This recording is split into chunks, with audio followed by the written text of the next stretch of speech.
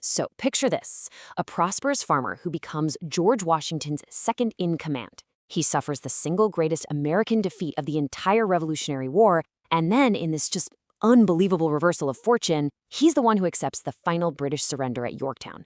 This is the incredible and almost completely forgotten story of Major General Benjamin Lincoln. All right, let's start with a quick question. When you picture that iconic moment, the British surrender at Yorktown, who do you see accepting the sword, sealing America's victory? The obvious answer is George Washington, right? Well, you'd be wrong. The man who actually received the surrender was Major General Benjamin Lincoln. And that one moment puts him right at the climax of the American Revolution.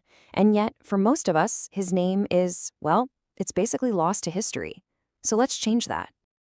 Benjamin Lincoln wasn't some career soldier, bred for war. Nope, he was a pretty well-off, middle-aged farmer from Massachusetts who answered the call when his country needed him. He rose through the ranks, became a really trusted general, but his path to glory, well, first it had to go through a pretty monumental disaster.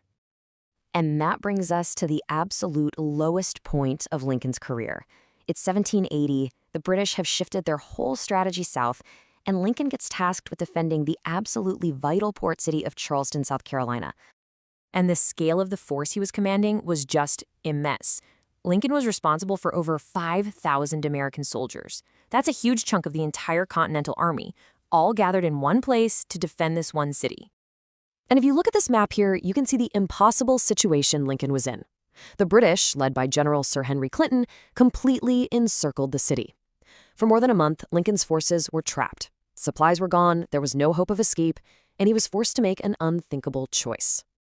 On May 12, 1780, Lincoln surrendered the city of Charleston and his entire army. It was a staggering blow to the American cause. Historians rightly call it the greatest American defeat of the entire war. And for Lincoln personally, it was a moment of just profound humiliation. But this is not where his story ends, not by a long shot. Incredibly, just over a year later, Lincoln gets his chance at redemption, and it's on the war's biggest stage, the Siege of Yorktown. And this right here just shows the unbelievable arc of his career. In 1780, he's surrendering the largest American army of the war. Just a year later, he's the one accepting the final surrender of the main British army. So you have to ask, how did this happen? Okay, so when the moment of surrender actually came, the British commander, Lord Cornwallis, claimed he was sick and sent his second-in-command to hand over the sword. Now, this was a calculated insult, so Washington, in a brilliant diplomatic move, refused to accept the surrender from a subordinate. Instead, he turns to his own second-in-command, Benjamin Lincoln, and directs him to receive the sword. The very man who had to hand over his own sword and defeat at Charleston was now the one to accept the enemy's final capitulation. Talk about poetic justice. Lincoln's service didn't end at Yorktown, though. As the new nation was struggling to figure itself out, he took on one of its most critical civilian jobs. From 1781 to 1783, Lincoln served as the very first Secretary at War. Now, under the super weak Articles of Confederation, this position basically made him the head of the entire U.S. military, and his job was the really difficult process of demobilizing the Continental Army. But Lincoln would be called back to military command one last time. And this time, it wasn't against a foreign enemy. It was against his own countrymen, to save the young republic from basically tearing itself apart.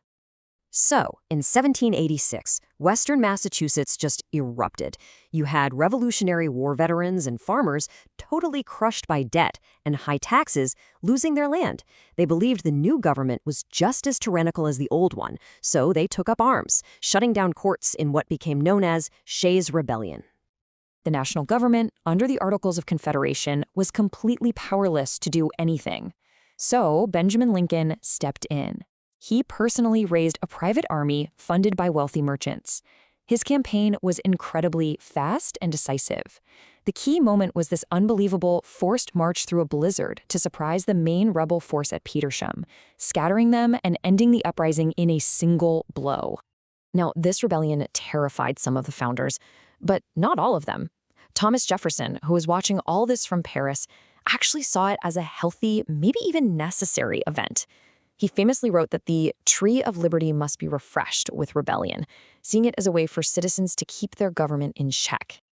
George Washington had a very, very different take. He was absolutely horrified. To him, the rebellion showed that, quote, influence is not government. He argued that the nation desperately needed a government with the real power to maintain order and protect property, something the Articles of Confederation had clearly failed to do. And it's this exact debate, sparked by the rebellion that Lincoln himself crushed, that cements his unlikely legacy in the creation of the United States as we know it today. Ultimately, Shays' Rebellion was the final proof for leaders like Washington that the country was on the verge of total collapse.